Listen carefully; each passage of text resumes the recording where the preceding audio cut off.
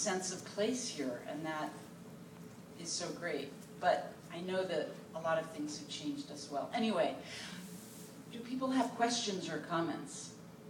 Where do you live now? I have moved back to Vermont, my my home state.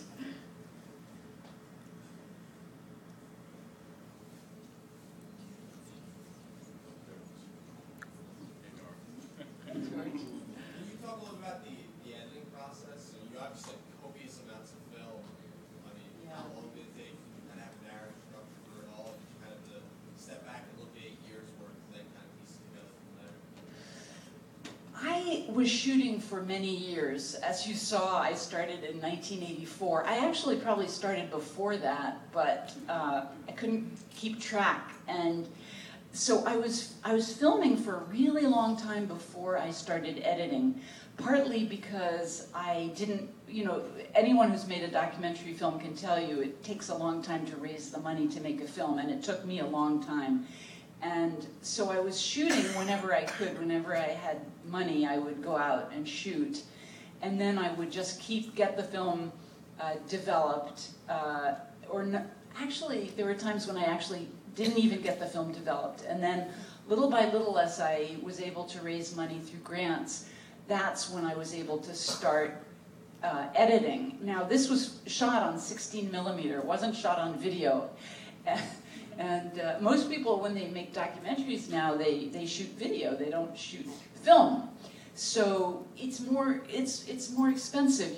You have to get the film processed, and then you have to get the sound transferred and synced up to the picture. So it's quite an involved process. So it took me a really long time even to start editing. And I think that I didn't start editing probably until 87, 88, something like that. And I made transcripts of every single interview. I had many, many, many hours of footage. And in fact, I still have a lot of footage that I didn't use. While I was making Delivered Vacant, I actually started making a film about Hudson County politics. And that is a film that I really regret not having finished, but I still have that footage. And it's an interesting story, but that's just to say that there's still material that I didn't even deal with. Anyway, that doesn't really answer your question, but editing. Transcripts, I use transcripts, and I just started trying to tell the story. I mean, I decided to try to do it chronologically because I thought that was at least it gave me a narrative thread. And where to stop the film, that was also a question. How was I going to end the film? And I ended up deciding to end it during the financial crisis of the late 80s because I thought there was some kind of horrible irony in the fact that all these buildings were being fixed up and made beautiful, and then they couldn't rent them and they were being warehoused. Again, they were being empty just the same way that the buildings had been warehoused to try to get them empty so that they could be gentrified. And now again, here they were, empty and beautiful, So anyway, that was why I stopped there. Yes? Was it difficult getting official Hoboken people to talk to you, the mayor, the guys in the back rooms, or did you go to was it hard? And part two of that is, who were your first interviews? Were the tenants, were they the easier people to get to? And how did you try to get I think, yes. First of all, I started shooting city council meetings, and that was kind of where I started. Well, that's not exactly true. I started shooting at the homeless shelter. That was my very first shoot. I started out by I thought I was going to make a short film about the homeless shelter on 3rd Street, right up the street from where I lived. And then as I was interviewing homeless people who'd lived in rooming houses. And that's when I started finding out what was going on, really, in a larger sense. And it was about that time when I decided that the story was bigger than just the shelter. It was actually a whole system that was going on that had to do with the interrelationship between real estate and politics and people's lives. So it grew from there.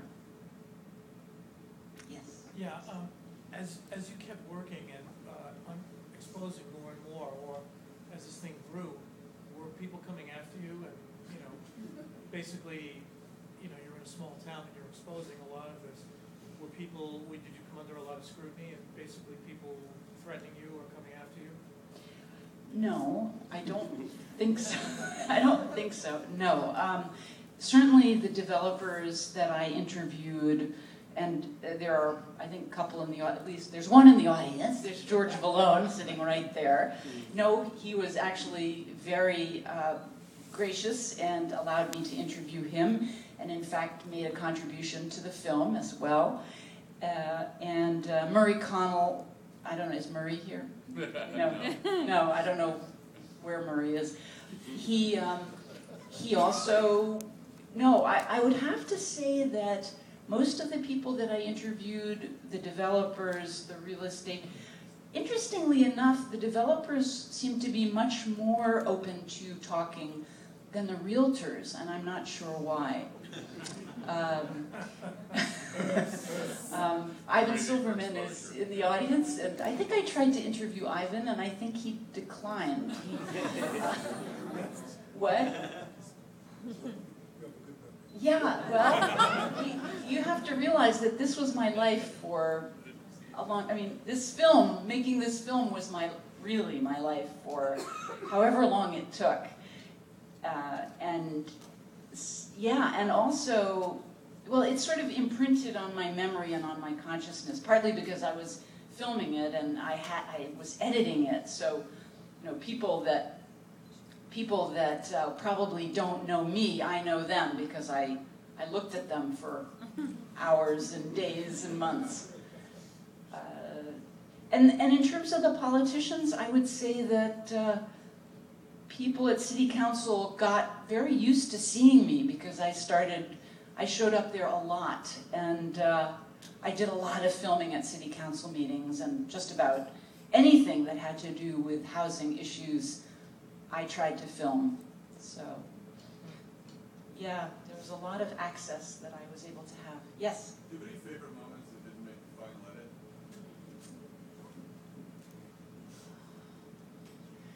No, I'm afraid that every favorite moment made the final edit. Probably to some people's dismay. The film is long, it's 118 minutes, and it's made it difficult, really. I think in certain circumstances, I think certain people would have liked it to be shorter, because 118 minutes is sort of long, and there are times when I feel like maybe it's too long, but I think I did try to get every minute that I loved in there. That's not, I do now remember, there was I interviewed a woman originally from, I think, Bosnia, on Washington Street, and I really loved this woman. She was so soulful and interesting and smart, and she was being kicked out of her apartment and moving somewhere else, not Hoboken. And I interviewed her at length, and I filmed her moving, and I really would have loved to have included her story, but I finally didn't. Yes?